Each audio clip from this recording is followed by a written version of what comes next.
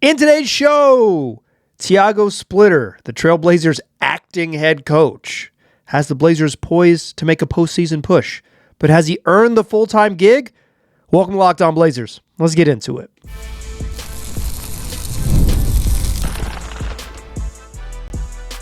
You are Locked On Trailblazers, your daily Portland Trailblazers podcast, part of the Locked On Podcast Network. Your team every day. What up, world? It's your past first point guard and Trailblazers reporter, Mike Richmond. You're listening to another episode of Locked On Blazers, part of the Locked On Podcast Network. Available wherever you get podcasts and also on YouTube. Thanks for making this show your first listen, coming at you each and every weekday, Monday through Friday. So make it a part of your daily routine. Make your first listen. Tell your friends to do the same. Locked On Blazers, your team every day. In today's program, we're going deep on Tiago Splitter. He's got the Blazers poised to make a postseason push. If not outright making the playoffs by climbing in the standings, certainly a very, very, very, very, very likely chance to be in the play-in and have a chance to play single elimination games to earn their way into the playoff bracket, to play postseason meaningful basketball in April with a chance to get to May. It'd be hard to ask him to do more with the team that he's had. But what I want to dive deep in today's show is, what has he been like? What is he like as a coach? Where has he improved? What he sort of imprinted on the team?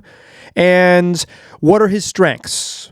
And we'll close the show talking about whether Splitter has earned the full-time gig, with a reminder that the great philosopher Felicia Snoop Pearson taught us all that deserves got nothing to do with it. I want to start about 6 weeks ago. 5 or 6 weeks ago. December 14th. The Blazers beat the Warriors. And in the locker room after the game, Tiago Splitter unveils a new award for who's the best defensive player, awarded to players after victories, the best defensive player of the night. A box. You put your name in it, and at the end of the year, you win some sort of award. He was looking for something to inspire the team. They were sort of struggling on defense, and he wanted to do something to kind of remind them the sort of commitment they needed to make on that end, and also sort of boost the mojo while they were dealing with a bunch of injuries and slipping on the defensive side of the ball. From December 15th onward, the Blazers have gone 12-6 with the 9th best defense in the NBA over that stretch. It's a pretty good little 5-week run. Month and some change. I want to revisit the box in a little bit, but I think that's a good starting point for Splitter, right?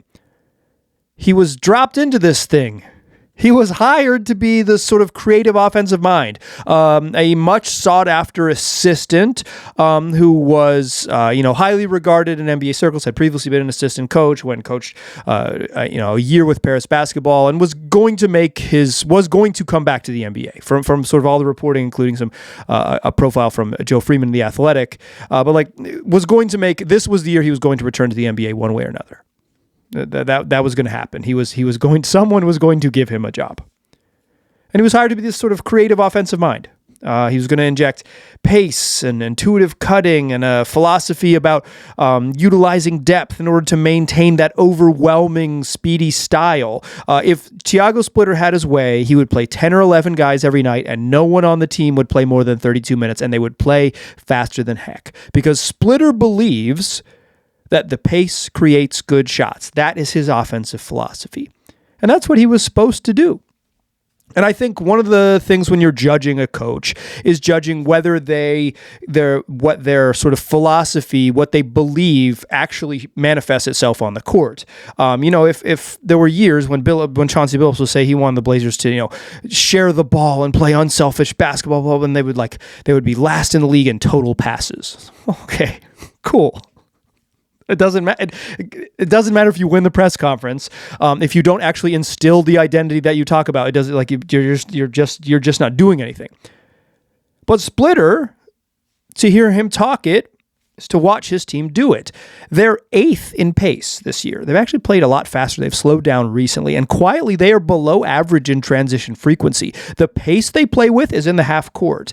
Those are numbers according to NBA.com and cleaning the glass. The pace from NBA.com and the transition frequency from cleaning the glass. The speed they play with is in the half court. But they play one of the fastest brands of basketball in the league, eighth in pace. They're 3rd in offensive rebound rate. They crash the glass. As a point of emphasis, they crash the glass. There are times when you will see all 5 Blazers in the paint after a shot attempt. They go after the boards because they believe in winning the possession game. Everyone in the league is obsessed with possessions now. That is like a common thing across the league. But the Blazers really are about it. They were a good offensive rebounding team last year. They've leaned into it even harder. They're really aggressive crash team. They crash the offensive glass, they play really fast, and they jack up a ton of threes. They're 4th in the NBA in three-point attempts, despite being 28th in accuracy. They are out to win the math battle. Some of those shots are worth more points. We're going to take them. I would also note that they don't have a ton of dudes who can get themselves into like all the way to the rim off the bounce, off the dribble, and they don't have a bunch of plus passers to like open up, guys cutting to the rim necessarily. It ain't that easy. And if you have non-shooters, the lane is also clogged, like in and of itself. So, but they play a brand that is very modern and very much like a reflection of someone with a clear identity. The thing, I've complimented Splitter on a bunch. I did a show about him about a month ago, talking about sort of my early impressions about him, and then it was like even the same kind of thing. It was like I think they play with. You can tell exactly what he wants to do. Whether they're capable of doing it is another question. I think since then they've been a lot better. Again, 12-6 since he unleashed the box. We'll get to that in a moment. But like, they play fast, top 10 in pace. 3rd in offense rebound rate, 4th in three-point attempts. They play fast, they crash glass, they chuck threes. That's an identity. Defensively, I will credit him with both experimenting and abandoning a bunch of things that don't work. At the beginning of the year, they pressed like crazy. And eventually, it was clear that pressing at basically more than any other team had in the 21st century, any other team maybe in the history of modern basketball had ever pressed, was not going to work. They just didn't have the personnel to do it. At one point, probably fully healthy, if they had all their guns, they probably could pull it off a lot more than they have. But because, you could play deeper and you have more guys who could pull it off, but it just became obvious it wasn't going to work. And they leaned into it because that was going to be their identity, and then they bailed. When they bailed, they leaned into playing more and more 2-3 zone because they felt like that was going to be the thing that sort of solved it for them, because they want to show different looks, right? They don't want to just show the same look every time down the floor. And that 2-3 zone is a 2 at the top and then 3 along the baseline. In the NBA, because you can't camp out in the paint, sometimes that 2-3 zone looks a little bit different because the big man is either comes up to the foul line and then drops back, or standing on one of the, like he's like loaded up ball side on the outside of the paint, outside of the lane. They've since largely abandoned the 2-3 zone. They've largely abandoned it because it sucked. They couldn't press. They couldn't run that particular zone. Now the look that they mostly run is this sort of occasional token pressure. Maybe one guy will press, or maybe they'll press out of a timeout, but not or maybe they'll pick up like for a handful of possessions here and there. But they're not pressuring full court with everybody trying to pick up and turn the dribbler. They're kind of letting certain guys do it, right? Okay, Ryan Rupert, if you're in there, go guard 94 feet, right? Because you can get after it. Toumani Camara, you're allowed to, as you see fit, but sometimes they call off the dogs, right? And what they really do is they play a lot of this 3-2 zone. You will see them if you watch them. They'll call it.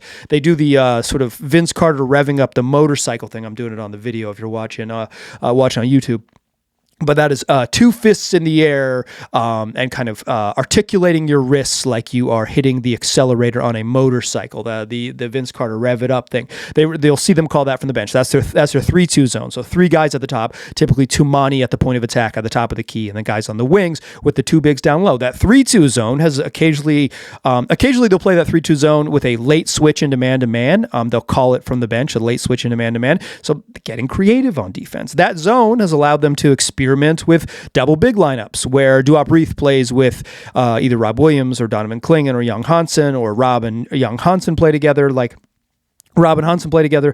It is that 3-2 zone has allowed them to just like stay a little bit bigger. And notably, early in the year, playing small was so much a part of their identity. But after basically the first week of the season when Matisse Thybulle and Blake Wesley got hurt, small ball sucked and they couldn't stop anybody. So they got rid of it. On offense, they have a clear identity. And on defense, while they've been searching for it under Splitter, I applaud his willingness to say, this doesn't work, let's keep giving them different looks. The willingness to say that, throw that thing out. There is something to be said for someone recognizing their struggles. I want to talk more about more about Splitter's struggles a little bit. I've been critical of some of his game management stuff. I think he's cleaned that up a little bit, and then I want to revisit the box. Remember that? Started the show with it. We'll talk about that in the second segment. Join me there, won't you? First, though, I want to tell you about Quo. New year, new systems. This is the time when you, a small business owner, might look at the messier parts of how you run your business and think there has to be a better way, and there is. Streamlining your communications is one of the quickest upgrades you can make. That's why today's episode is brought to you by Quo, spelled Quo, the smarter way to run your business communications, because when your team is reachable, organized, and communicating in one place, you're not just working cleaner, you're creating more opportunities to connect with customers. So Quo is great because it's an app that's going to work from your phone. It can also work on your desktop. You can keep your existing number if you would like, and plus your whole team can call and text from that same one shared business number, so nothing gets missed, and everyone sees the full conversation thread, which makes replies faster and more personal. It's no surprise that Quo is the number one rated business phone system on G2, trusted by more than 90,000 businesses, from solo operators to growing teams. Make this the year where no opportunity and no customer slips away. Try Quo for free, plus get $20 off your first 6 months when you go to quo.com/lockedonnba. That's QUO.com/lockedonnba. Quo. No missed calls, no missed customers. All right. Still talking Tiago Splitter, someone who I think has a clear identity on offense and has leaned into saying, hey, let's figure this defensive stuff out, and tried a bunch of different things. He's throwing the spaghetti at the wall and seeing if it sticks. But the thing I was mostly critical of Splitter early in the season was not the X's and O's stuff. I thought he had a sharp basketball philosophy. I thought he communicated the philosophy very well, like very clearly, so you kind of knew what he wanted to do. And the team mostly played that way. Early in the season, I thought there was some game management stuff that he wasn't very good at, in the way that young coaches aren't good at it. But I thought he used challenges pretty poorly often. He used timeouts either too much and it went into games where it's like you have 2 timeouts entering the fourth quarter, knowing you're going to have to burn one in the first half of the quarter, leaving you with just you're in trouble in crunch time, or the reverse, where he doesn't call timeouts and then he has 4 when he hits the 4-minute mark, and so he ends up not even using his final timeout, that use it or lose it timeout that burns away the 3-minute mark, because you can only take 2 timeouts inside the final 3 minutes, and so it just you kind of sacrifice your ability to put your imprint on the game. You quite frankly choose to coach less, but I think he's settled in there. He's generally been much better at challenges lately. I don't have the data from where I was more critical in December to now, but just anecdotally, it feels like even though he has still been sort of coaxed into challenging the every so often first half possession challenge here and there, he's been really good. He's been really good. In fact, that game against the Kings, there was a block charge call that he chose not to challenge on Tumani that I thought he could have and might have in the past, and he saved it And because he saved it, he got to use it on an obvious missed goaltend call that took a point off the board and got the Blazers the ball back and let them go back up 7. Like that is really understanding game management, not being much more practical than emotional with those calls, because getting mad that you didn't get a sort of a 50-50 call on a charge is hard to win those. The goaltend takes points off the board, and with some more cut and dry, it's an easier challenge to win. So like, I think he's got better at challenge stuff. I think generally speaking, he's not leaving as many timeouts to sort of die on the vine. He's like getting his use it or lose it timeouts in there. I think he's done a much better job of that. Late game inbounding remains a puzzling and quite frankly, predictable disaster. And I think he should probably reconsider his willingness to foul up 3, even if the math says that's the right move. The math does not, the possession math does not know how bad the Blazers are at getting the ball in bounds. Hopefully, with 3 days off here, the Blazers have installed that's the numerical 1 more inbounds play, because they basically run the same late game inbounds play every time, and it seems to fail something like 70% of the time. Got to do something else there. Hopefully they've got something else. Hopefully in these next 2 games against Miami and Toronto, the Blazers do have, I guess hopefully you're hoping they blow both these teams out. But for my purposes of curiosity, I want to see them have to inbound the ball late and have them run something that we haven't seen yet, because they're just running the same thing. And it is pretty much a known failure. It really has a low success rate.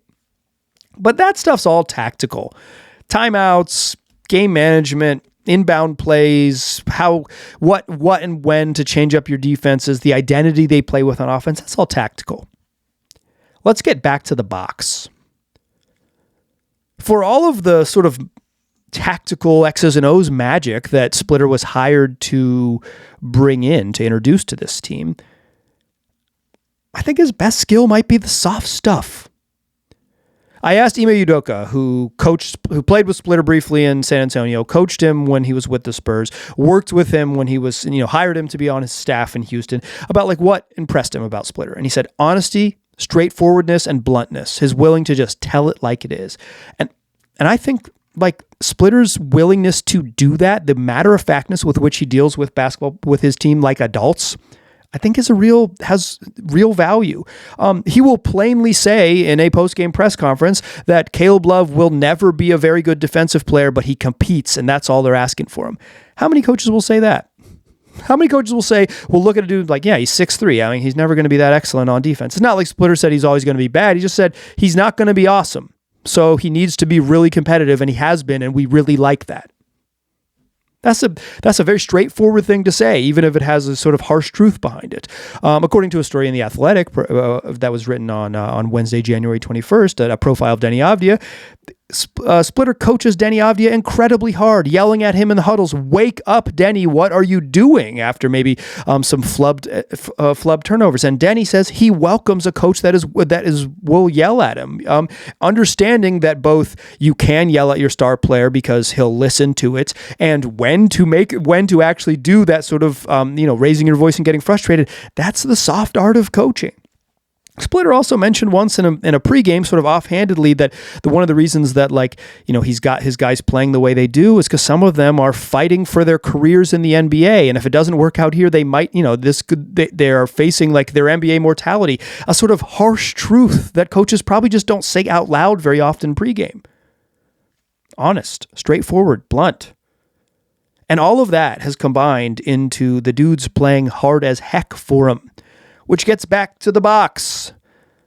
Splitter's magic this season has probably not been tactical stuff. Has probably not been X's and O's. It probably hasn't been because the Blazers run this like incredibly creative offense. If anything, the offense has really devolved. Like they're not getting out and running. They're just like, you know what they're going to do. They're going to set a brush screen, which is that like early high transition screen. They want to set it like out pretty far from the rim to get Denny moving downhill. They want him downhill in an advantage situation or drawing two to the ball and reacting to that double team, although teams have not doubled Denny as much as I thought they might. Maybe we'll see it more down the stretch, but they haven't. But he wants to set a high pick and roll. A lot of times you'll see Splitter, his team get into the half court and him just point to the guy he wants to come set the screen. He'll say, you come up. You'll see him call it from the sidelines. That ain't exactly like crazy X's and O's offense. That is pick your matchup type of basic basketball. But what he has achieved is a group of guys that play really hard. The dudes play hard for him. The soft skills, the motivational stuff, like a vanilla offense that just has guys competing their butts off, crashing the glass, diving on the floor, playing hard on defense despite some of their some flaws on that end. Like there is some irony to the fact that what Splitter was hired to do and perhaps his best skill as a coach are not exactly the same thing. Perhaps with better health and better players, he could install a little bit more complex offense. But I think it is notable that Splitter has kind of got these guys playing their butts off. And who are the guys is a real deal here. He's done all of this while taking a team that's relying heavily on two-way players without key veterans. Drew Holiday missed 26 games in a row. Jeremy Grant missed 15 games. They haven't had Scoot Henderson a single second all year long. They're relying on Caleb Love and they're relying on Sidi Sissoko and they're playing deep into the bench with Ryan Rupert and Duop Reith and rookie Young Hansen getting minutes, right? They're going all down the roster deep into this team, because they lost Thibault and because they lost Blake Wesley, who were kind of the back half of that rotation and going to, be that sort of 9th and 10th guys. And now they've lost Chris Murray, who was like going to be that 9th, 10th guy. So they've lost some guys from the top half. They've lost some guys from the back half. They're really, while he's had his core four for the most part in Kamara, Sharp, Klingon, and Avdia, like the mix and match of the other 5 or 6 dudes who play every night to have this team back at 22 and 22, the first time they've been at 500 since this deep into the season since 2023. I don't know that you could ask for more from Thiago in terms of results, and for Splitter in terms of results, like in terms of win-loss record. So has he earned the job? Is this his? Does he deserve this? As Felicia Snoop Pearson once reminded us, that deserve has nothing to do with it. Does Thiago deserve it? Let's talk about that to close the show. Join me in that third segment. First, though, I want to tell you that today's show is brought to you by TurboTax. Tax season doesn't have to take over your life, and this year TurboTax is making it easier than ever to just hand things off and move on with your day. With TurboTax full service, you can have your taxes done for you by a trusted local expert, start to finish, without the stress or the guesswork. So instead of spending hours trying to figure out forms, you can just meet with local TurboTax expert in person or connect online, and they'll handle everything from W-2s to self-employment forms, get you every deduction. You can upload your documents, go about your day, and get updates right in the TurboTax app. It's a huge time saver and gives real peace of mind knowing an expert is handling it. For a limited time, you can have your taxes done by a local TurboTax expert for just $150 all in if a TurboTax expert didn't file for you last year. Just file by February 28th. Take taxes off your plates and get back to your life. Visit turbotax.com/local to book your appointment today. Still a pass first point guard. I'm still Mike Richmond. You are still listening to Locked On Blazers. So I would say for me, one of my challenges, I watch a lot of NBA basketball. I think about this all the time. I read about NBA basketball all the time. It's a passion, right? I love doing this. It's hard to put out as many episodes of this podcast without really enjoying hoops. And I really enjoy hoops. But I would say one of the things, as someone who spends a lot of time, brain space on this, is one of my challenges as like a thinker, as a basketball considerer, is that I have a little bit of challenge identifying exactly what and how much credit to give coaching. I tend to think fans, like sort of broadly and anecdotally, I tend to think fans give coaches both too much blame and too much credit, like when things go right. And I also tend to think like the way we judge coaches is wins and losses, and the actual way to judge coaches is more like process. Like I liked at the beginning of the not the beginning of the year, but a month ago when I did this in the middle of December, what I was complimentary of Splitter was that I thought, and they weren't very good at the time. They hadn't won all these games in a row. It's like that I like that they played with an identity, even if they were struggling, right? Like it was clear what they wanted to do. And it's like, you can have a good plan and bad execution. And it felt like they had at least, even at the time, maybe it wasn't all the way good plan. They had a clear vision of how they wanted to play. To me, that is probably a better mark of coaching, unless the how they want to play is just like complete nonsense, right? But like, I felt like the Blazers played at least a style of basketball that made sense, even if maybe they take like too many threes considering their personnel, but also like, it's hard to, it's not always so simple to sort of trade those 3-pointers in for better shots. So it's give and take there. I think it's fine. I think it's fine that they jack threes, but I do recognize that sometimes they jack a lot of threes. So yeah, I tend to think like in general fans, so like when things go wrong, they blame the coach, and when things go right, it's like, see, they rock. So I tend to have a little trouble in the way I think about it, like kind of assigning credit. I consider this was sort of Caleb Love and C.D. Sissoko. Is that a great victory of the coaching staff that those two-way guys are contributing, or did the Blazers front office identify good young players and those gentlemen are playing well, right? Like, I don't really give Tiago Splitter much credit for Deni Avdia's breakout this year. I think that has much more to do with Deni Avdia getting a lot better, right? To me, that's credit to Avdia for taking big steps forward.